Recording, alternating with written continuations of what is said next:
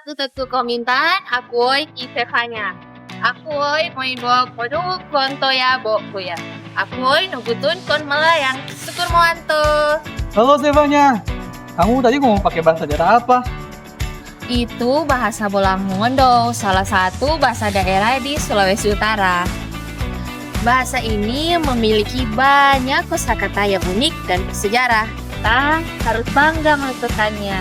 Ya, kemarin Duta Bahasa Sulawesi Utara juga baru saja mengadakan kegiatan kerja aktivis sekolah dan kampus loh. Mereka membuat konten dan film pendek menggunakan bahasa daerah. Seru banget. Yuk kita simak keseruannya dalam video berikut ini. Generasi muda memegang peran penting dalam pelindungan bahasa, terutama bahasa daerah yang kini semakin terancam punah.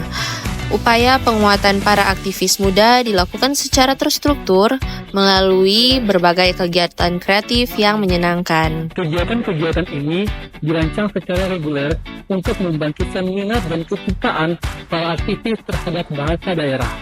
Desain Krida Duta Bahasa dalam peningkatan kepedulian aktivis sekolah dan aktivis kampus penggerak literasi terhadap bahasa daerah dirancang untuk menginspirasi generasi muda dalam menjaga kekayaan bahasa daerahnya. Program ini terbagi menjadi 3 bagian kreatif dan berfokus pada kegiatan menarik dan menyenangkan. Kegiatan pertama, Bengkel Kreatif Berbahasa Daerah. Ini adalah upaya penguatan bagi para aktivis SMP untuk menyadari betapa pentingnya peran pemuda sebagai agen terdepan dalam pelindungan bahasa. Dalam kegiatan ini, peserta diajak untuk memahami kondisi kebahasaan di Indonesia, peran pemuda, serta menghidupkan kembali bahasa daerah dengan cara menyanyikan lagu-lagu berbahasa daerah yang dikemas kreatif. Kegiatan kedua, kelas kreatif pembuatan konten digital berbahasa daerah. Aktivis SMA sederajat diajak untuk membuat konten digital yang menarik dengan fokus pada pelestarian bahasa daerah.